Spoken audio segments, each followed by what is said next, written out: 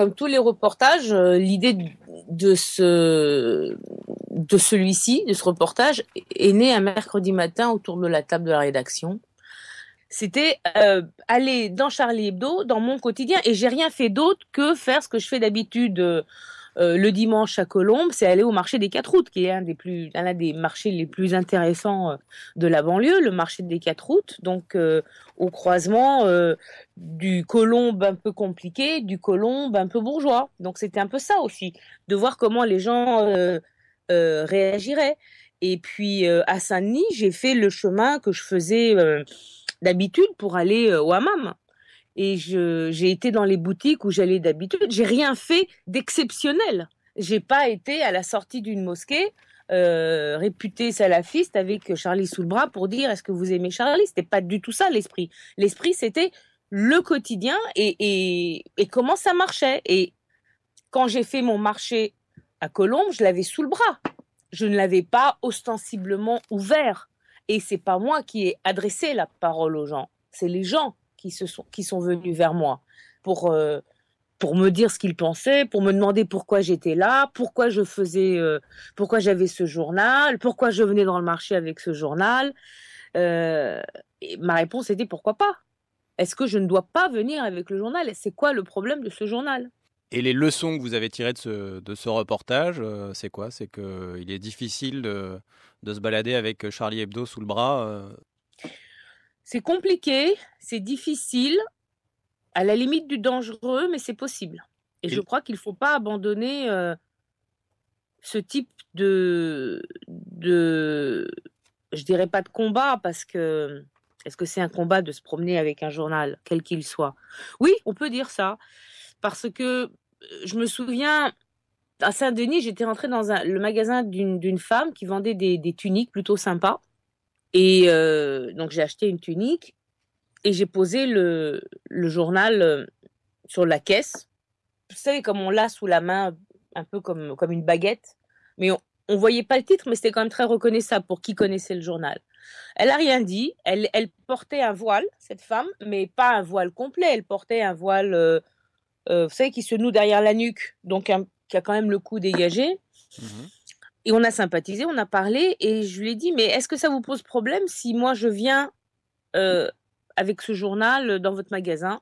Elle me dit, moi, ça ne me dérange pas. Alors, elle m'a expliqué sa vie, son père qui était très tolérant, très ouvert. Mais elle m'a expliqué, mais peut-être pour éviter le problème, pliez-le. Et là, elle m'a pris le journal, elle me l'a plié en quatre et elle me l'a rendu. Moi, elle me dit, moi, je ne vous ferai pas de problème, mais ici, vous pouvez en avoir. Moi, j'en ai. Donc, je pense que ce rejet de cette liberté d'être que représente Charlie Hebdo n'est pas uniquement réservé à Charlie Hebdo, il est réservé à tous ceux et toutes celles qui pensent différemment que comme on voudrait qu'il ou elle le fasse. Et cette femme qui portait un voile m'avait expliqué que à Saint-Denis, au sein de ce quartier, elle avait des soucis avec des gens qui avaient euh, une autre expression de l'islam que elle en avait. On lui reprochait de vendre des choses qui étaient un peu trop décolletées, un peu trop courtes, un peu trop colorées même. Les couleurs posaient un souci. Mais elle tenait bon. Et elle avait une vendeuse qui n'était pas voilée, mais elle l'était. Donc je pense qu'il faut aller au-delà et de voir que on s'accroche sur Charlie parce que c'est devenu un symbole malgré lui, mais ce qu'il y a derrière Charlie, c'est une, une montagne d'abord d'ignorance, d'intolérance, de violence et très souvent de machisme. Parce que vous avez beaucoup discuté avec tous les gens que vous croisiez sur ces marchés à Saint-Denis, à Colombes, dans les boutiques, dans les cafés. C'est l'islamisme, selon vous, qui muselle les esprits en quelque sorte, ou est-ce qu'il n'y a pas aussi tout simplement une incompréhension de certaines personnes qui pratiquent l'islam de façon totalement pacifique, mais qui prennent très mal la satire, l'humour noir, tout simplement? Bon, la première chose que je discutais quand les gens, parce que c'est vraiment, moi je ne faisais rien. L'idée c'était ça. J'avais mon journal, je ne faisais rien et j'attendais que les gens réagissent. C'était ça le truc. Quand les gens commençaient à réagir, je jouais à l'ingénue en disant mais est-ce que vous avez lu Charlie? C'était ça. Parce que je suis à peu près persuadée que 99% des gens qui tirent sur Charlie ou qui écrivent sur des blogs ou qui vomissent leur fiel sur les réseaux sociaux n'ont jamais ouvert un Charlie. Et ça, il faut commencer par là. Je le vois ici en Grèce d'ailleurs. Il y a beaucoup de gens en Grèce qui critiquent Charlie et qui ont bien sûr condamné les attentats, mais, alors moi, ce oui, mais, ça me fait bondir au plafond. Et je leur ai dit, mais avez-vous lu Charlie? Avant toute chose, avant de critiquer quelque chose, avez-vous lu ou est-ce que vous reprenez à votre compte, on a dit que Charlie c'est ça? Est-ce que c'est un peu comme nous, journalistes, comme quand nous avons un sujet à traiter, de ne pas céder à cette tentation très facile, de ne pas aller à la source de l'info, de ne pas aller sur le document originel d'une autorité, d'une institution, d'un communiqué ou autre, mais de reprendre les commentaires qui se font dessus pour écrire un article ou faire un reportage radio. La première chose que je faisais, c'était l'avez-vous lu? Et je leur donnais, ce que j'avais avec moi plusieurs Charlie, mais lisez. Et je me souviens qu'au marché des 4 août à Colombes, c'était un monsieur qui nettoyait le marché, donc il avait ses 2 poubelles devant lui. Et j'avais le Charlie qui dépassait de ma poche parce que je portais les achats que j'avais faits, des oranges, des trucs comme ça. Il me dit, ah, mais c'est pas bien ça, pourquoi vous le lisez? C'est pas bien. Je dis, mais pourquoi je sais pas bien? Et là, je pose mes légumes, je sors le journal, j'ouvre le journal et c'était le journal du numéro spécial qui était sorti la semaine précédente. Il court toujours. Et je lui dis, mais en quoi ça vous offense là? Parce que globalement, c'est pas tout à fait quelque chose qui concerne directement cette première page, l'islam. Et il court toujours, c'était Dieu. Oui, enfin, ouais. C'était Dieu avec un look un peu chrétien quand même, oui. On va dire. Ouais. Et il me dit non, c'est pas bien, c'est une critique de l'islam. Je dis mais elle est où? En fait, quand vous posez des questions aux gens, quand vous insistez, généralement, 9 fois sur 10, pour ne pas dire 10 fois sur 10, il n'y a pas de réponse. Parce que ils réagissent par rapport à ce qu'on a dit, par rapport à ce qui est dit, par rapport à ce qu'on sait que, tout le monde sait que, mais on dit que. Je dis, mais je m'en fous de on dit que. Vous dites quoi? Et je lui dis, mais vous savez, Charlie a pris une position quand même extrêmement favorable aux migrants, aux immigrés, aux Français de seconde nationalité. Et là, j'avais avec moi la couverture, qui était une couverture extrêmement critique et satirique de François Hollande sur le thème de la double nationalité. Vous vous souvenez où il y avait une position de François Hollande de retirer la nationalité française aux gens qui ont la double nationalité s'ils ont commis des délits. Mmh. Et ça, c'était quelque chose qui parlait beaucoup aux gens du marché des 4 août.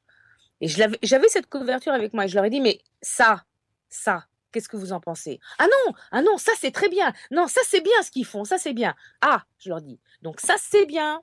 Donc là-dessus, Charlie peut.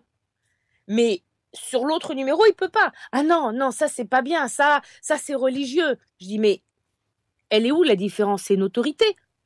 Et là, on commençait une discussion qui n'était absolument pas, en tout cas pour le marché des 4 août, absolument pas violente.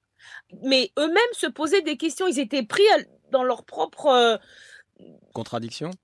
Non, dans leur propre certitude.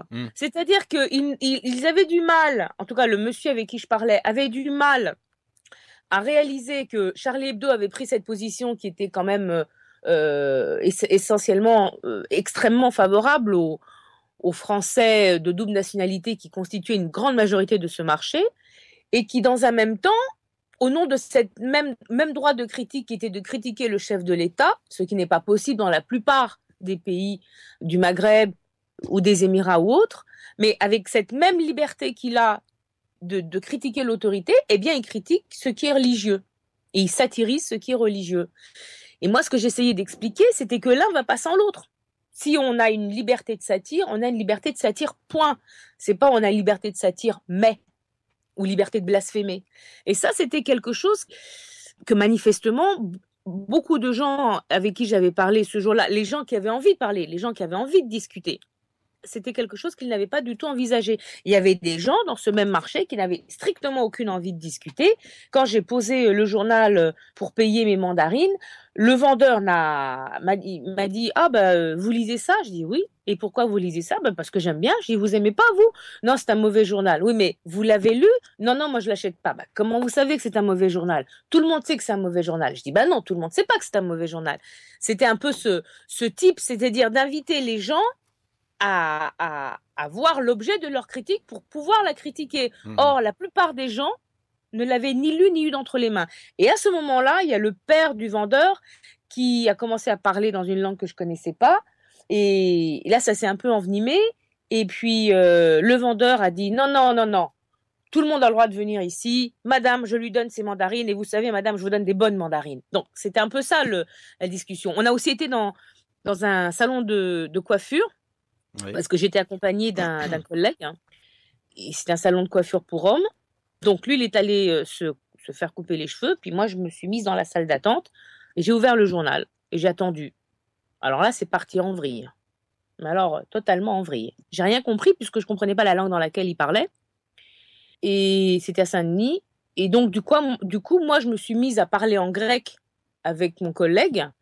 C'était Thomas Jacobi, qui est aussi de la partie. Et là, du coup, quand on a commencé, nous, à parler en grec, parce que nous, on se demandait qu'est-ce qu'on fait, on reste, on s'en va, ça sent le roussi. Ils ont arrêté de parler dans leur langue et on comprend pas ce que vous dites. Je dis, bah oui, mais moi non plus, je comprends pas ce que vous dites. Donc, vu que vous parlez une langue que je comprends pas, bah moi aussi, je parle une langue que vous comprenez pas. Alors là, ils étaient un peu interloqués. Et en fait, ils étaient 4 coiffeurs, tous des hommes.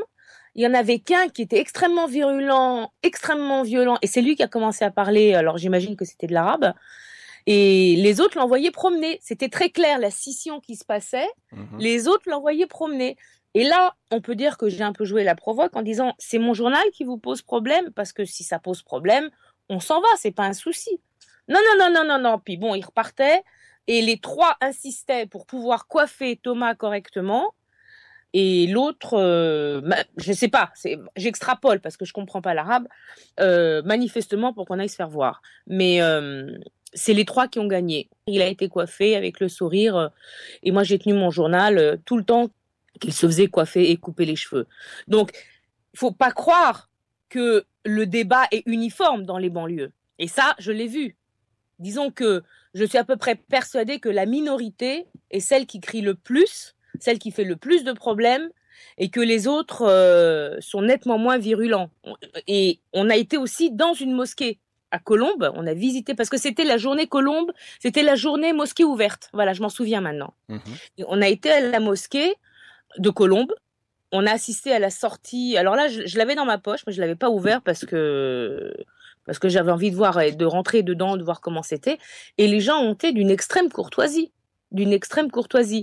Quand on a abordé la question de Charlie, on l'abordait sous la forme de comment avez-vous réagi, qu'avez-vous fait, quelles sont les questions qui vous ont été posées. Et j'avais toujours le journal dans ma poche, donc le monsieur qui nous parlait, qui était un professeur de mathématiques, l'avait vu. Il m'a rien dit sur le journal, donc j'ai pas rien dit non plus sur le journal. Mais par contre, il m'a expliqué qu'au lendemain des attentats, les questions que lui posaient des enfants, pas des ados, des enfants, étaient: est-ce qu'ils vont aller au paradis? Est-ce que c'est une mauvaise action? Un professeur de mathématiques dans une école musulmane, c'est ça? Oui, parce qu'il enseignait aussi l'islam. D'accord. Il nous a expliqué les cours. Son travail, son métier était dans une école de la République, prof de maths, mais il enseignait, comme il en a absolument le droit, il enseignait le Coran, et on a visité toutes les salles, il nous a montré comment ça fonctionnait, il nous a expliqué ce qui se passait au Ramadan, comment il partageait le couscous avec tous les gens de la rue, enfin bref, moi je connaissais pas du tout, donc ça a été très instructif. Et c'est là où il m'a dit, et là on est vraiment tombé du cocotier quand il nous a expliqué que, en fait, la problématique, c'était répondre aux questions des enfants. Et la question des enfants au lendemain des attentats, c'est: est-ce que ces gens vont aller au paradis? Il faut préciser que quand vous allez à Colombes, c'est aussi 1 mois et demi après les attentats du 13 novembre. Il n'y a pas eu que les attentats de Charlie Hebdo et de l'Hypercacher. Il y a eu, Absolument. Ouais. Il parlait de tous les attentats, vous avez tout à fait raison.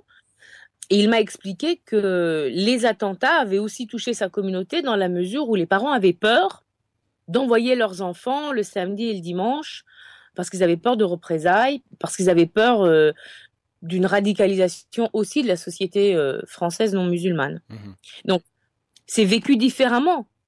Moi, ce que j'ai découvert alors j'ai peut-être découvert la Lune parce que je vis pas de façon permanente en France, mais j'ai découvert une société extrêmement morcelée, extrêmement radicalisée dans les deux sens, avec beaucoup de gens dans les deux sens, c'est-à-dire les laïcs et les religieux, quels qu'ils soient, qui essayent vraiment de faire en sorte qu'il y ait un rapprochement, mais j'ai comme l'impression qu'on leur donne pas beaucoup d'espace.